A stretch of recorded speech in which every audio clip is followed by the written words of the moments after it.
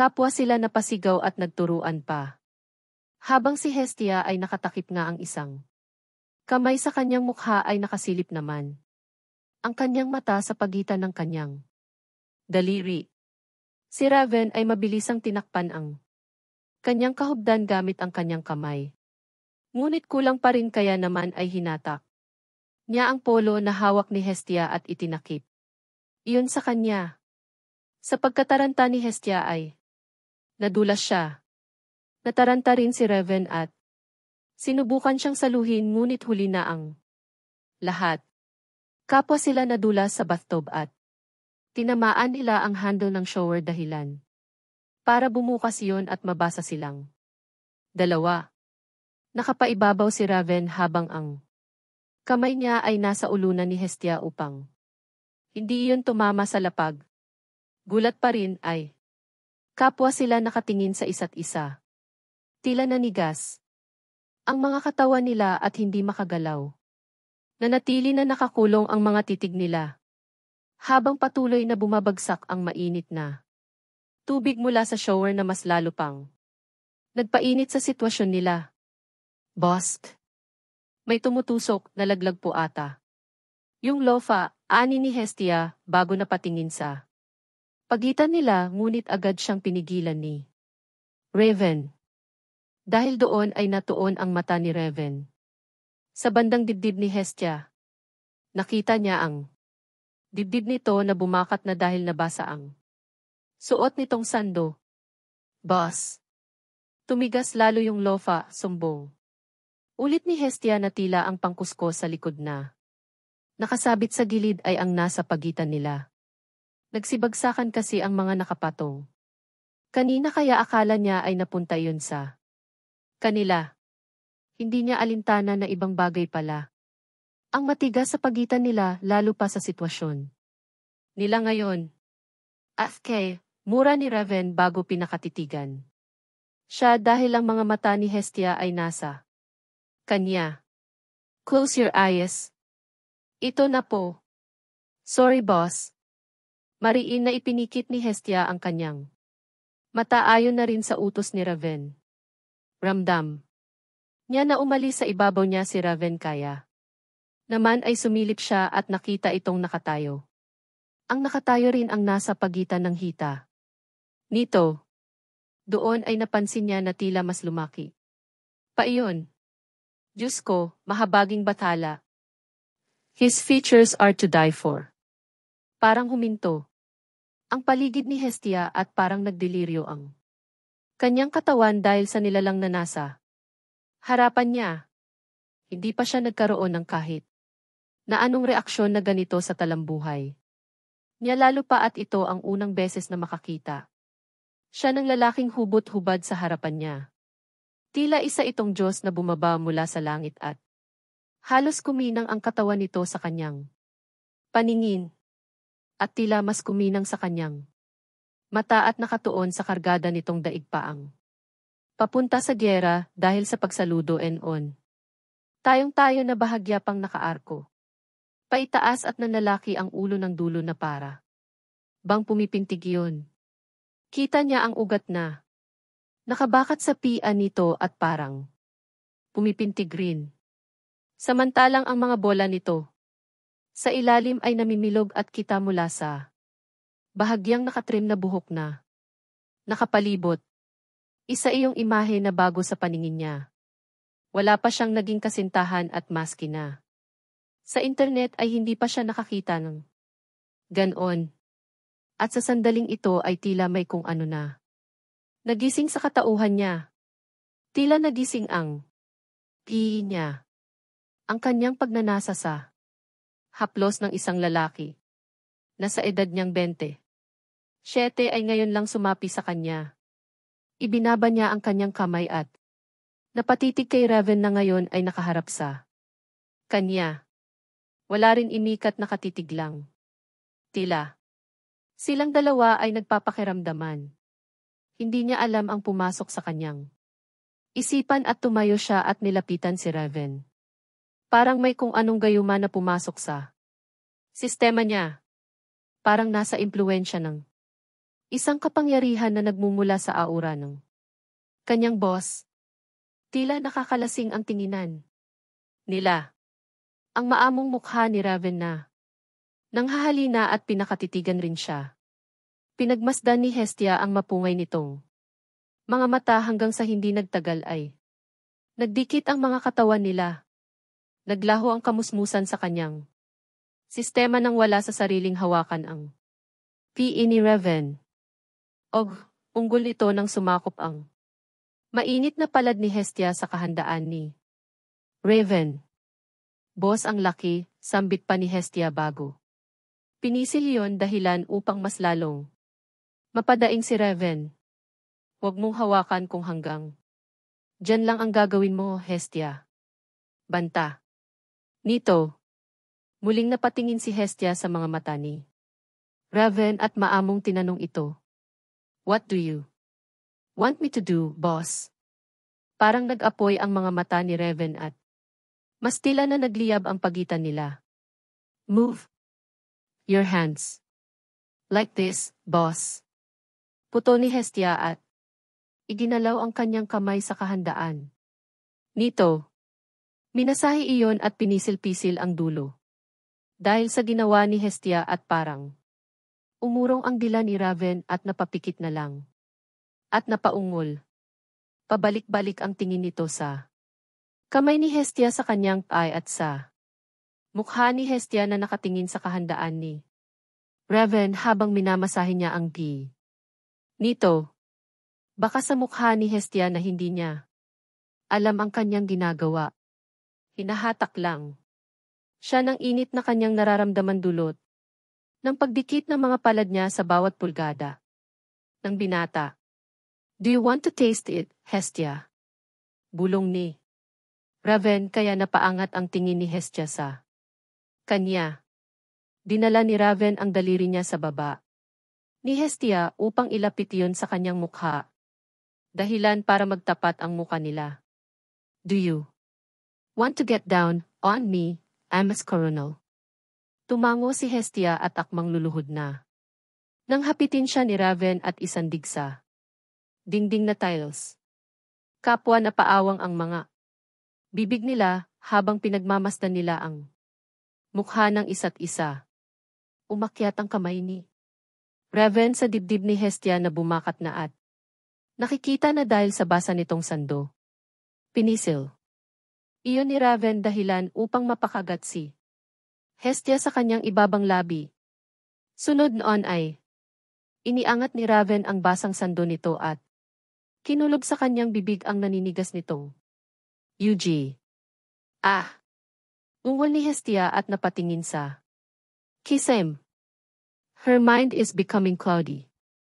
Parang nasakop na siya ng labis na sarap dulot ng ginagawa nito sa kanyang dibdib. Papalit-palit. Nasinuso ni Raven ang dalawang dibdib niya at habang abala ang labi at dila nito sa pagpapaligaya sa isa niyang UG ay abala naman ang isa nitong kamay na nilalamas ang kabila. Ungol niya nang maramdaman ang akakakiliting pagtibok sa kanyang PSE. Sunod ay naramdaman niya ang kamay ni Raven na pumasok sa kanyang short ay sinapo. Nang gitnang daliri nito ang kanyang hiwa. You're wet, Hestia. Bulong ni Raven sa kanya bago hinalikan ang kanyang liig. Mas lalong kumibot ang PE ni Hestia lalo pa. Nang igalaw ni Raven ang daliri nito sa kanyang hiyas. Hinimod yun kaya halos manghina ang kanyang mga binti. Oh God, boss. Sumilay ang ngiti sa labi ni Raven at dinilaan ang leg niya paakyat sa kanyang tainga. Sunod ay naramdaman niya ang daliri nito na dahan-dahan na umulo sa kanyang bukana. Hanggang sa naging madilim ang kanyang paningin. Tuluyan siyang nawala ng malay. Putangina. Sigaw ni Hestia nang mapabalikwas siya ng bangon sa higaan. Idinilat niya ng matindi ang mga mata at napatingin sa paligid. Isang masamang panaginip. Isang Masamang panaginip lang naman ang dumapo sa kanya. Napaginipan niya kasi na nagpunta siya sa kwarto ng boss niya dahil kailangan niyang labahan ang polo nito. Ngunit iba ang sinapit niya sa banyo nito. Lalo pa at may kababalaghan na nangyari sa kanila. Lalo pa at tila na iba ang nilabahan ng kanyang mga kamay. Napasapo siya sa kanyang pisngi nang maalala ang kanyang panaginip. Ang mga nakita niya. Ang nahawakan niya. Ang ginawa niya at ginawa ni Reven sa kanya. Erase, Hestia. Isang panaginip lang. Yon. Walang nangyaring ganon. Saka as if. Naman. Hindi ka rin naman gagawa ng ganong bagay lalo na ikaw pa ang magsisimula. Umiling siya at tinampal-tampal ang kanyang pisngi upang tuluyan na siyang magising sa bangungot na yon. Muli siyang nahiga at napabuntong hininga, iniisip na mabuti na lang. At panaginip lang ang lahat. Gising ka na pala. Boses iyon ni Raven na. Pumasok sa kwarto niya at may dalang tray na may lamang pagkain. Muli siyang napabalikwas ng bangon at napatingin sa kanyang boss. Sa sandaling ito ay muli siyang nagtaka kung bakit ito nasa kwarto niya. At bakit may dalang pagkain? Boss. Inilapag ni Raven ang pagkain sa kama. Nahimatay ka kahapon sa banyo. Ang tindi ng lagnat mo. Kumain ka muna. Ano? Nahimatay sa banyo? Kahapon? Banyo? Kahapon? Na finger? So totoo yung sa banyo? Hindi. Panaginip. Nanlaki ang kanyang mga mata at napaawang ang kanyang bibig. Po. Ano po? Sigaw niyang tanong. Hindi nagsalita si Raven at dinala ang tray sa kandungan ni Hestia. Boss, teka. Hinawakan ni Hestia ang pusuhan ni Raven. Boss. Ibig sabihin ay totoo. Yung nangyari. Na may nangyari. Kumain ka muna. Blangkong sabi ni Raven sa kanya. Eat up, manghihina ka. Nyan. Boss. Sagutin mo ako. Totoo ba? Tanong niya ulit habang diretsyong nakatingin kay Raven. Umupo si Raven sa tabi ni Hestia at pinakatitigan ito. Looks like you don't know what you've done. Don't think about it anymore. And eat your food. Buti bumaba na ang lagnat. Mo, I was about to bring you to the hospital. So totoo nga talaga. Sigaw niya bago napasapsero sa kanyang mukha dahil sa kahihiyan. Gusto niyang magpakain sa lupa sa sandaling ito. Gusto niyang maglaho na parang bula dahil sa ginawa niya. Parang gusto niyang tumakbo palayo hanggang sa tuluyan na siyang makawala sa kanyang boss. Magpunta sa malayong lugar. Yung hindi siya makikita pa ni Boss Raven. Bukod sa nangyaring pagtatago niya sa kwarto nito at nakita niya ang kahubdad ng kanyang boss ay hinawakan, hinimas niya pa ang ahas nito. Hindi lang iyon hinayaan niyang magpalamas at magpahalik ng kanyang dibdib. Hindi lang iyon. Pinahawak niya rin ang kanyang kabibe o mahiwagang kabibe. Kamuntikan ka ng masisid. Ang rupok kasi ng amo mo. Boss. Napasapo si Hestia at itinago ang kanyang mukha kay Raven. Di bal ng ganito. Siya maghapon huwag lang makita ito dahil nakakahiya talaga. Napangisi si Raven sa itsura ni Hestia. There's nothing to be ashamed of, Hestia. It's normal. And nangyayari. Normal. Nangyayari. Sigaw ni Hestia. Kay Raven. Boss, hindi naman normal na maghawakan at magpasuso sa kung sino-sino. Kung sino-sino ba ako sa'yo? Tanong ni Raven na parang wala lang dito ang nangyari. Umiling si Hestia habang nanatili ang hiya sa kanyang mukha. Hindi, pero boss kita. At, yung nangyari naman hindi naman normal na. Ginagawa iyon ng mag-boss. Hindi ako ang nag-umpisa, Hestia. Ikaw, ang nasa kwarto ko. Ikaw ang naninilip sa akin. At ikaw rin ang humawak sa stop. Sigaw niya upang pigilan ito dahil halos isampal ni Raven ang ginawa niya at mas lalo siyang nahihiya. At habang mas nadadagdagan yung hiyang iyon ay baka hindi na siya makaahon. First of all, boss. Hindi ako naninilip. Bakit ka pala nasa kwarto ko? Tanong. Nito pabalik na tila nangaasar.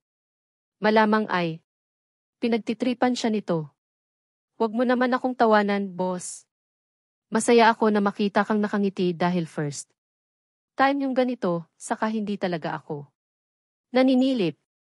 Nagpunta ako sa kwarto mo kasi kukunin ko yung polo mo para labahan. Kaya pala inaamoy mo yung underwear ko. Asar pa nito. Hindi ko inaamoy. Hindi ko nga alam na nailagay ko sa mukha ko. Nagpanik lang talaga. Ako, boss. Hindi ko alam ang gagawin ko nung pumasok ka sa kwarto mo. Baka magalit ka sa akin o kay Manang kaya naman nagtago ako sa banyo. Tapos sa banyo ka rin naman pala pupunta. Tapos hindi ko naman alam na maghuhubad ka. Na hindi ko naman akalain na mangyayari yung nangyari. Mas lalo siyang kinabahan. Kung ano-ano na ang pumapasok sa isip niya. Na baka palayasin na naman siya. Bumangon si Hestia at lumuhod sa harapan ni Raven. Boss. Patawarin mo ako. Awa na lang, boss. Patawarin mo ako. Huwag mo akong paalisin. Huwag mo po akong tanggalin sa trabaho. Kaya please. Awa na lang. Boss. Hindi ko alam ang ginawa ko kung bakit ko nagawa yun. Kaya, sorry po talaga. Boss. Sorry po talaga. Pagmamakaawa niya pa. Get up and eat your food.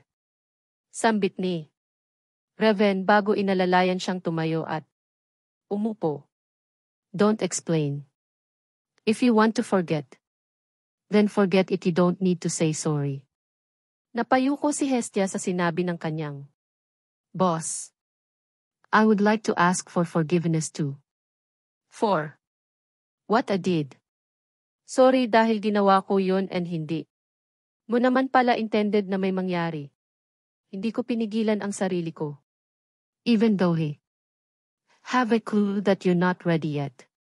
Sabi pa ni Raven kaya bumakas ang pagtataka sa mukha ni Hestia. Masyado akong nagpadala. Hindi ka naman pala handa. Boss.